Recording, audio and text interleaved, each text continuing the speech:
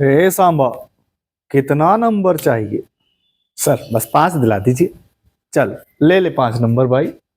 तो बेटा मैं राम सिंह, आज आपके सामने हम लेके आए हैं बहुत इंपॉर्टेंट टॉपिक, जिसमें हम लोग पढ़ रहे हैं वो एक क्वेश्चंस, वो टॉपिक्स हम कवर कर रहे हैं जो हमारे 2025 बोर्ड एग्जाम में आने के पूर्णतः पूरे चांसेस हैं।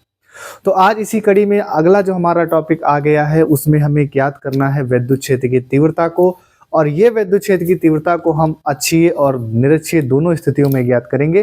तो आज फिलहाल जो हमारा क्वेश्चन है, आज का क्वेश्चन ऑफ द डे, जो सबसे ज्यादा इंपॉर्टेंट क्वेश्चन है, और ये आपको एग्जाम में 5 अंक दिलाएगा। कितने अंक दिलाएगा? तो 5 अंक ये आपको एग्जाम में दिलाने वाला है। तो आइए क्वेश्चन को पढ़ते हैं। ये आपका प्रश्न है ये, और यहां से हम इसका उत्तर लिखेंगे। राइटिंग समझ में ना आए कोई दिक्कत नहीं, आप लोग बहुत समझदार हैं। अब क्वेश्चन क्या कह रहा है कि किसी विद्युत ध्रुव के कारण अक्षीय स्थिति में, इसमें अक्षीय स्थिति में किसी बिंदु पर विद्युत क्षेत्र की तीव्रता का व्यंजक प्राप्त करिए। बड़ा समस्या वाली बात हो गई। हमें अक्षीय स्थिति में विद्युत क्षेत्र की तीव्रता का व्यंजक प्राप्त करना है, लेकिन किसके कारण? विद्युत ध्रुव के कारण। तो पहले आपको यह पता होना चाहिए ना मेरे बच्चे कि आखिर विद्युत ध्रुव होता क्या है ना? तो चलो पता करते हैं। चलिए अब मैं आपसे कुछ क्वेश्चन करूंगा, आपको जवाब देना है। भैया बताइए ये प्लस क्यों है सर, और ये क्या है? माइनस क्यों है? ठीक है, तो सर एक बात बताइए, दोनों आवेश एक जैसे हैं कि अलग अलग है? सर अलग अलग है। तो जब ये अलग अलग है तो इनको क्या बोलेंगे? विजातीय आवेश। कौन सा? विजातीय आवेश, है ना? क्या बोलेंगे? विजातीय आवेश।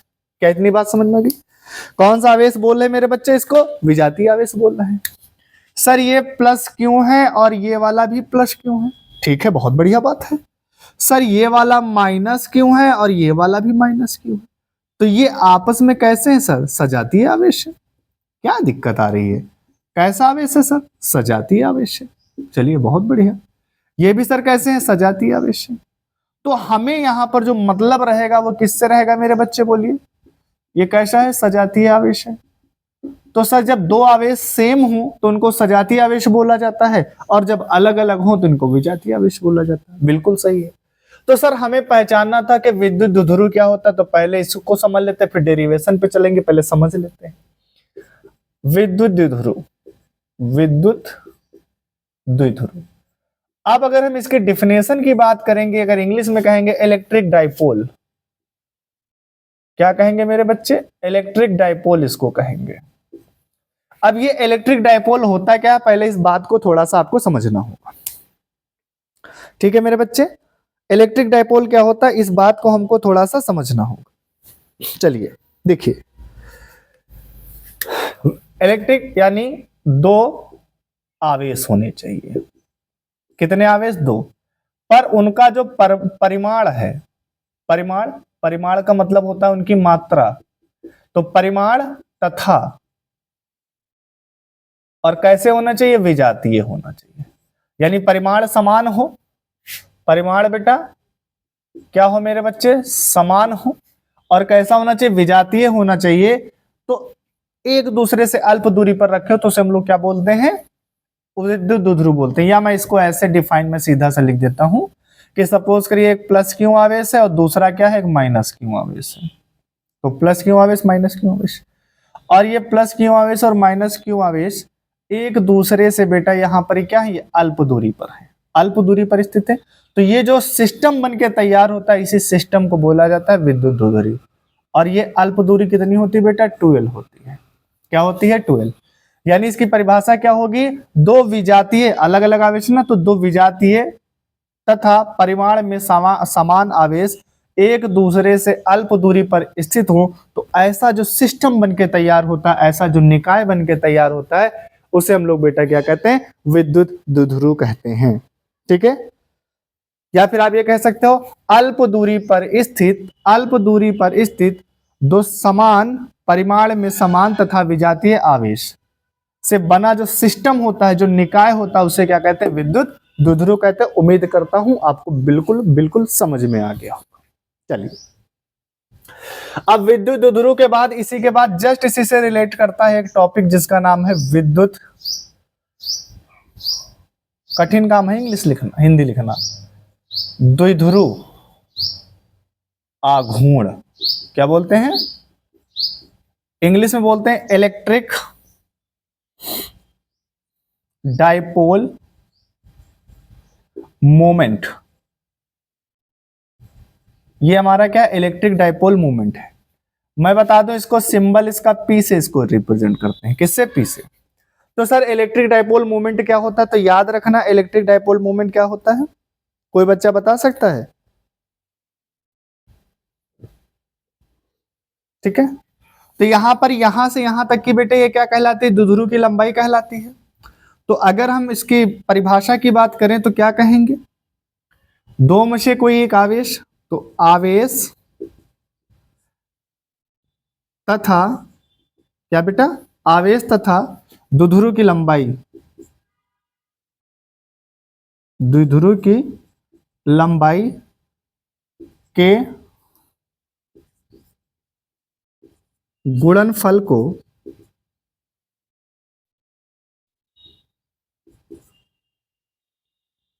द्विध्रुव, विद्युत द्विध्रुव लिख लीजिएगा आप लोग, विद्युत द्विध्रुव आघूर्ण कहते हैं। बस इतना लिख लो, बहुत है, पूछा नहीं जाता पर पता होना चाहिए। विद्युत द्विध्रुव आघूर्ण को पी से लिखते हैं, आवेश को क्यू से लिखते हैं, और यहां पर द्विध्रुव की लंबाई कितनी है? 12 है। यहां से यहां तक की इसकी लंबाई कितनी है? 12 है। तो इसका जो फार्मूला बनता है वो P बराबर बनता है 2QL। ये इसका फार्मूला होता है, ये याद रखना, जरूरत पड़ेगी इसको ना, इसलिए बताया गया। तो ये आपको समझ में आ गया होगा कि विद्युत द्विध्रुव क्या होता है और विद्युत द्विध्रुव आघूर्ण क्या होता है। तो इसकी परिभाषा और अगर अच्छे से लिखना चाहो तो ये लिख सकते हो, विद्युत द्विध्रुव के किसी एक आवेश तथा द्विध्रुव की लंबाई के गुणनफल को विद्युत द्विध्रुव आघूर्ण कहते हैं। ये इसका फार्मूला है, तो इसको याद रखिएगा। तो सीधा सा मतलब हमें यह समझाने की मैं कोशिश कर रहा था कि विद्युत द्विध्रुव क्या होता है, यानी जब विजातीय आवेश हो, अलग अलग जात के आवेश हो और एक दूसरे से अल्प दूरी पर रखे हो, तो ऐसे सिस्टम को हमें क्या कहते हैं? हम लोग विद्युत द्विध्रुव कहते हैं। और इसी विद्युत द्विध्रुव के एक्सिस पर, अक्ष पर, ये लाइन है ना, इसके अक्ष पर हमें क्या करना? किसी बिंदु पर विद्युत क्षेत्र की तीव्रता की गणना करनी है। तो जल्दी से इसका स्क्रीनशॉट लीजिए, जल्दी से। ठीक है बेटा, सबने स्क्रीनशॉट ले लिया, बहुत बढ़िया। चलिए अब हम डेरिवेशन को शुरू करते हैं। सबसे पहले हम लोग इसका डायग्राम बनाएंगे। बिना डायग्राम बनाए हम लोग, देखो फिजिक्स का एक मसला है और मसला इसका बड़ा तीखा है कि अगर आप लोग इसको डायग्राम बना के पढ़ेंगे तो बड़ी खुश हो जाती है, हर बच्चे को समझ में आती है, और लेकिन डायग्राम ना बनाओ तो बहुत नाराज हो जाती है। तो भैया फिजिक्स के भी अपने नखरे हैं, चलिए देखते हैं क्या क्या नखरे हैं।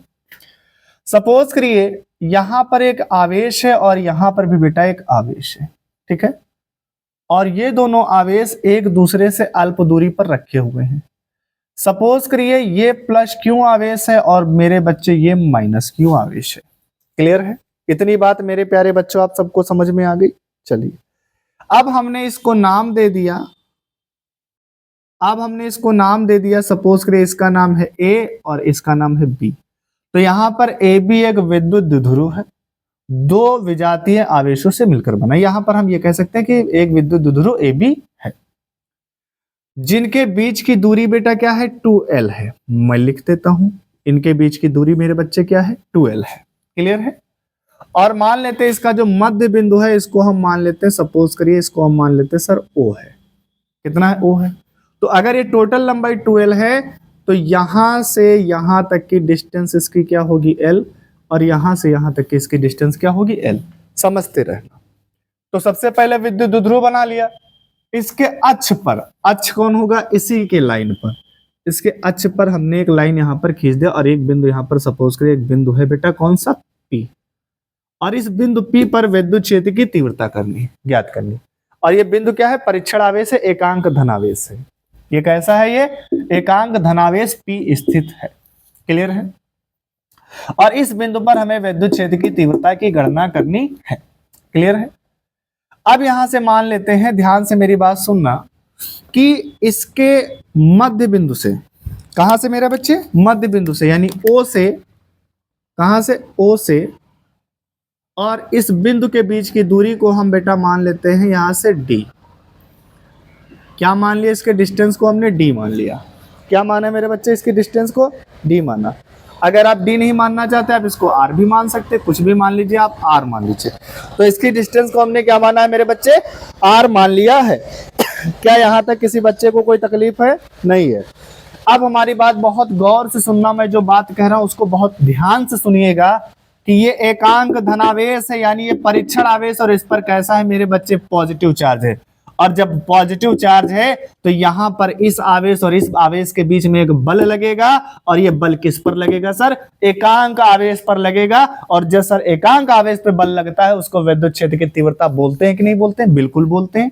तो यानी ये आवेश इसको क्या करेगा, आकर्षित करेगा, इसलिए यहां पर विद्युत क्षेत्र की तीव्रता क्या हो जाएगी, E माइनस क्यू, क्योंकि इसके कारण यहां पर विद्युत क्षेत्र की तीव्रता उत्पन्न हो रही है। क्लियर है, ठीक है।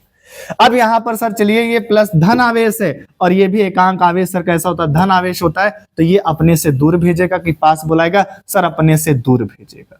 और जब अपने से दूर भेजेगा तो यहां पर ये विद्युत क्षेत्र की तीव्रता किसके कारण उत्पन्न हो रही है, प्लस क्यू के कारण, इसलिए यहां पर E प्लस क्यू हो जाएगा। ठीक है, और हम जानते हैं विद्युत क्षेत्र की तीव्रता एक सदिश राशि है, इससे ऊपर हमने सदिश का यहां पर चिन्ह लगाया है। क्या इतनी बात मेरे प्यारे बच्चों समझ में आ गई, बोलिए, किसी बच्चे को कोई तकलीफ हो तो बताइए। ठीक है, ज्यादा डायग्राम में खिचपिच नहीं करनी है, डायग्राम जो हमने बनाया बिल्कुल परफेक्ट बनाया है। तो क्या हुआ कि विद्युत द्विध्रुव के कारण अक्षीय स्थिति में, तो इसका ये अक्ष है, इसकी अक्षीय स्थिति में एक बिंदु P है जिस पर हमें क्या करनी है सर, विद्युत क्षेत्र की तीव्रता की गणना करनी है। 5 अंक आपके पक्के समझ लीजिए। अब इसमें लिखने वाला आप लिखिएगा, क्या लिखेंगे, माना एक विद्युत, मैं बोल देता हूं आप लोग लिख लीजिए, जल्दी से लिखिए, लिखो, माना एक विद्युत द्विध्रुव AB है, माना एक विद्युत द्विध्रुव AB है जो plus Q minus Q, plus Q और माइनस क्यू आवेश से मिलकर बना है, जो प्लस क्यू और माइनस क्यू आवेश से मिलकर बना है, तथा ऐसे माध्यम में रखा गया है, तथा ऐसे माध्यम में रखा गया है जिसका परावैद्युतांक, क्या बेटा, परावैद्युतांक को के से लिखते हैं, क्या लिखते हैं, के से, जिसका परावैद्युतांक के है, फुल स्टॉप। इनके बीच की अल्प दूरी, इनके बीच की अल्प दूरी 2L है, क्या है, 2L है, फुल स्टॉप। नई लाइन से लिखो, माना द्विध्रुव के केंद्र O से, द्विध्रुव के केंद्र O से, O से, O से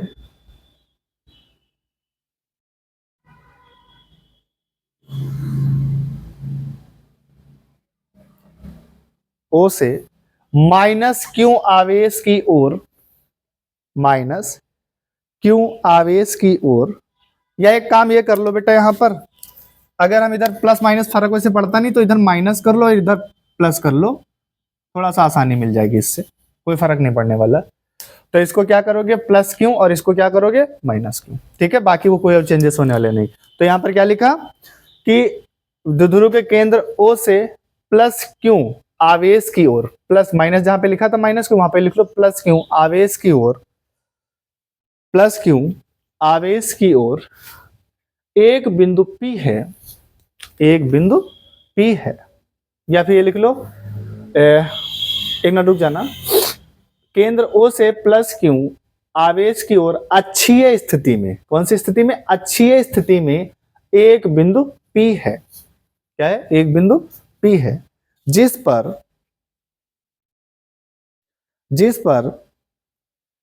विद्युत क्षेत्र की तीव्रता, जिस पर विद्युत क्षेत्र की तीव्रता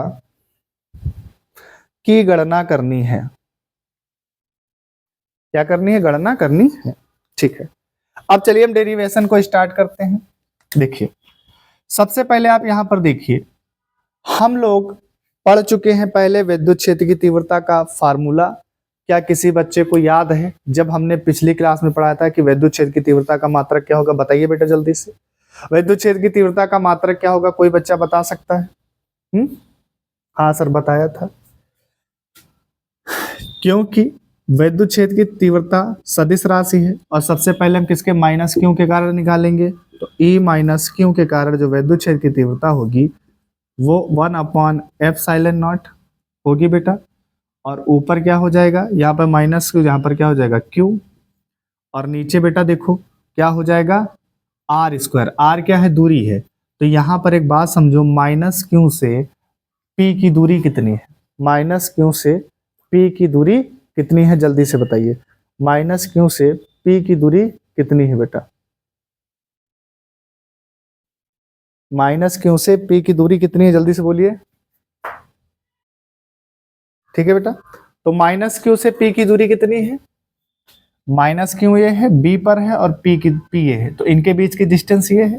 तो हम इसको क्या लिखेंगे? BP² लिखेंगे। अगर इसको हम और सिंप्लीफाई करेंगे तो 1/4πε0, ठीक है। क्यों तो क्यों रहेगा। अब देखिए BP की डिस्टेंस, यानी हमें यहाँ से यहाँ तक की डिस्टेंस चाहिए, तो यहाँ तक की डिस्टेंस कितनी? R है, और R में से अगर आप L घटा देंगे तो ये वाली डिस्टेंस निकल आएगी। तो यहाँ पर क्या हो जाएगा R माइनस L और ये स्क्वायर, यानी यहाँ से यहाँ तक की जो डिस्टेंस है वो R माइनस L है। क्या है मेरे बच्चे? R माइनस L है। क्लियर है। और यहाँ से यहाँ तक की जो डिस्टेंस है वो R प्लस L है। A से P की दूरी R प्लस L, R यहाँ तक, ये L जुड़ जाएगा तो R प्लस L हो जाएगी। ठीक है, इसको मान लीजिए आप सपोज करिए इक्वेशन नंबर फर्स्ट। ठीक है, अब बेटा हम क्या करेंगे, पुनः माइनस क्यू के कारण निकाला, अब हम किसके कारण निकालेंगे बेटा? प्लस क्यू के कारण। तो E प्लस क्यू सदिश राशि है तो ऊपर आप क्या लगाएंगे? E। अब यहाँ पर ध्यान से देखिए 1/4πε0, अब यहाँ पर बेटा हो जाएगा क्यू अपॉन, यहाँ पर देखिए यहाँ से यहाँ तक की डिस्टेंस क्या है, दूरी कितनी है? A और P है, तो यहाँ पर आप लिखेंगे AP²। अच्छा एक काम और करना, यहाँ पर बेटा यहाँ पर दिशा बताना भी जरूरी होता है। तो ये जो बल लग रहा है किधर लग रहा है? P से B की ओर लग रहा है, तो यहाँ पर क्या लिखोगे? दिशा दिखा दोगे P से B की ओर। अगर ये दिशा नहीं दिखाओगे आपका मार्क्स कट जाएगा। ठीक है, और यहाँ पर इसकी दिशा देखो किधर है? A से P की ओर है, बल उस तरफ लग रहा है ना, तो प्लस क्यू के कारण बल उस तरफ लग रहा है, तो इसकी डिस्टेंस ये क्या हो जाएगा? AP हो जाएगा। क्लियर है। अब यहाँ पर ध्यान से देखो ये 1/4πε0 है। अब बेटा यहाँ पे देखो Q तो Q रहेगा और AP² है, तो A से P की डिस्टेंस कितनी है? R प्लस L है, R प्लस L, और उस पर क्या लगा दोगे? स्क्वायर। इसको आप मान लीजिए समीकरण 2। अब हमें बेटा यहाँ पे क्या निकालना होगा मेरे बच्चे? जल्दी से बताइए सर। यहाँ पे परिणामी तीव्रता निकालते हैं। क्या निकालते हैं? परिणामी तीव्रता। और आपको पता है कि जब परिणामी तीव्रता हम निकालते हैं तो यहाँ पर इनको देखो, एक जा रहा इस तरफ और एक जा रहा इस तरफ, यानी दोनों की जो डायरेक्शन है वो क्या है? अलग अलग है। और जब अलग अलग कभी डायरेक्शन होती है तो वहां पर विद्युत क्षेत्र की तीव्रता को हम कैसे निकालते हैं? हमेशा घटा कर निकालते हैं। और घटाते किससे हैं? बड़े से हमेशा छोटे को घटाते हैं। किससे घटाते हैं? बड़े से हमेशा छोटे को घटाते हैं। तो यहाँ पर याद रखना, जल्दी से बताइए कौन बड़ा है कौन छोटा है? जल्दी से मेरे बच्चे बोलिए, कौन बड़ा है कौन छोटा है? जल्दी से कोई बताएगा कौन बड़ा है कौन छोटा है? जल्दी से बताइए कौन बड़ा है कौन छोटा है? एक बात याद रखना, भिन्न में जिसका हर बड़ा होता है वो भिन्न छोटी होती है। तो देखो इस भिन्न का हर बड़ा है, इसका मतलब ये भिन्न छोटी होगी, लेकिन इसमें देखो इसका हर क्या हो जाएगा? छोटा हो जाएगा, तो ये भिन्न क्या हो जाएगी? बड़ी। तो कौन बड़ा होगा? ये। तो यहाँ पर ये हो जाएगा E बराबर E माइनस क्यू और माइनस E प्लस क्यू। ऐसा क्यों हुआ? आप यहाँ पे फिजिक्स में बताना जरूरी रहता है, क्योंकि E माइनस क्यू बड़ा है किससे?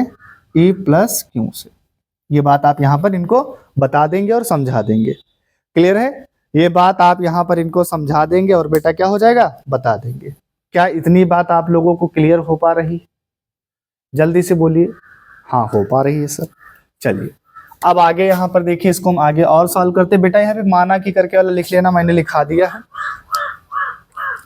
अब अगर आप गौर से देखोगे यहाँ पर इन दो समीकरणों को हम लिख लेते हैं, शॉर्ट में कर देते हैं थोड़ा। यहाँ पे ध्यान से देखो क्या है, एक बात को समझना, यहाँ पर ये वाली चीज और ये वाली चीज बेटा दोनों चीजें क्या है, कॉमन है। तो कॉमन है तो इनको एक बार लिख लो। तो क्या है, कॉमन है तो इनको क्या लिखोगे, 1/4πε0 एक बार लिखोगे। तो अंदर यहाँ पर क्या बचेगा, और देखो यहाँ पर भी q है और यहाँ पर भी q है, तो q भी बाहर आ जाएगा, तो q भी कॉमन में बाहर आ गया। अब अंदर क्या बचा, अंदर बचा है 1/r-l²। अंदर बचा 1/r-l² माइनस, फिर बेटा देखो यहाँ पर फिर प्लस वाले में क्या है, ये बचेगा 1/r+l²। ये यहाँ तक कहानी अगर आपको समझ में आ गई हो तो जल्दी से हमें बताइए। क्या मेरे प्यारे बच्चों, क्या ये बात आपको समझ में आई? ठीक है, जल्दी से। अब यहाँ पर ध्यान से देखो, ये कॉमन लिया है मैंने, यहाँ पर मैं इसको दिखा देता हूँ कितना कॉमन मिल रहा है, ताकि आप लोग देखो। एक डेरिवेशन लगाने का तरीका होता है कि एक चीज को आप 10 बार लिखेंगे उससे कोई फायदा नहीं है ना। ये देखिए ये कॉमन मिल रहा, तो जो कॉमन मिल रहा दोनों में कॉमन, उसको एक बार लिख लिया, जो बचा उसको घटा के अंदर लिख दिया। अब यहाँ पर ध्यान से देखिए, ये है q/4πε0। अब बेटा यहाँ से ये इधर चला जाएगा, तो ये हो जाएगा r+l² और माइनस ये इधर जाएगा, तो ये हो जाएगा r-l²। और नीचे बेटा इनका ये हो जाएगा a² - b², a² - b²। तो a², अच्छा इसका मल्टीप्लाई करा के लिख देते हैं, तो हो जाएगा r-l² और ये हो जाएगा r+l²। ठीक है, क्या इतनी बात समझ में आ गई? जल्दी से बोलो बेटा। इनका गुणा करा दोगे तो यही आ जाएगा ना। हाँ, तो ये है a² × b²। चलिए एक मिनट, ये हमारा क्या है, a²। इनका हमने बेटा नीचे मल्टीप्लाई करा के लिख दिया। यहां तक कोई दिक्कत हो तो बताइए। ठीक है, ठीक है। या इसको आप अगर ऐसे ना लिखना चाहो तो इसको ये भी लिख सकते हो। हमने गुणा करा के हमें ऐसे नहीं लिखना, तो हम इनको लिख सकते हैं। क्या लिख सकते हैं, अगर थोड़ी देर के लिए इन पावर को आप भूल जाओ तो ये a - b और ये a+b है। a - b और a+b बराबर क्या होता है, मैं यहाँ पे बता देता हूं कि a+b और a - b बराबर होता है, क्या होता है, a² - b²। ये लिखना जरूरी नहीं, पर आपको पता होना चाहिए। आप चाहो तो इनको ऐसे डायरेक्ट लिख सकते हो, बाद में गुणा करो, कोई फर्क नहीं पड़ने वाला। तो मैं वो काम क्यों करूंगा, मैं यहीं पे कर देता हूँ। इसको मान लो a और ये है b, ये है a और ये है b, तो a - b और a+b, तो बराबर क्या हो जाएगा, a²। तो a के स्थान पर कौन है, r है, तो r² माइनस b यानी l², और इन पर क्या लगा था, स्क्वायर लगा दीजिए, सिंपल सी बात। आप लोगों ने बीजगणित का एक फार्मूला पढ़ा होगा कि a+b का स्क्वायर माइनस a - b का होल स्क्वायर बराबर होता है 4ab। अगर नहीं पढ़ा है तो इसको याद कर लीजिए। अगर आप लोगों ने ये फार्मूला नहीं पढ़ा है तो आप इसको याद कर लीजिए। क्लियर है? चलिए अब यहाँ पर देखिए, फिर हम यहाँ से लिखेंगे q/4πε0, और यहाँ से देखिए ये इतनी वैल्यू को हम सॉल्व करेंगे तो आ जाएगा 4। अब यहाँ पे देखो a और b था, यहाँ पर क्या r और l है, तो 4rl। और यहाँ पर बेटा ध्यान से देखो, यहाँ पर आपको मिलेगा r² माइनस का l², और उस पर क्या लगा, स्क्वायर। क्लियर है? क्या इतनी बात आपको समझ में आ रही? जल्दी से मेरे प्यारे बच्चों बोलिए, क्या इतनी बात आपको समझ में आ रही है? जल्दी से बोलिए। चलिए अब यहाँ पर ध्यान से देखो, बहुत आसान है, डेरिवेशन बहुत कठिन नहीं है, बस समझने की जरूरत रहती है। अब यहाँ पर देखो हम इसको क्या लिख सकते हैं, इसको हम लिख सकते हैं 2rl लिख सकता हूँ, और इनटू 2 ऐसा लिख सकता हूँ, 2rl × 2 लिख सकता हूँ, और नीचे ये r² माइनस l², और उस पर क्या लगा है, स्क्वायर लगा है। ठीक, अब यहाँ पर ध्यान से देखो, अगर मैं इस r को 12 × 2r लिख दूं, कोई तकलीफ है क्या, 2r × 12 लिख दूं।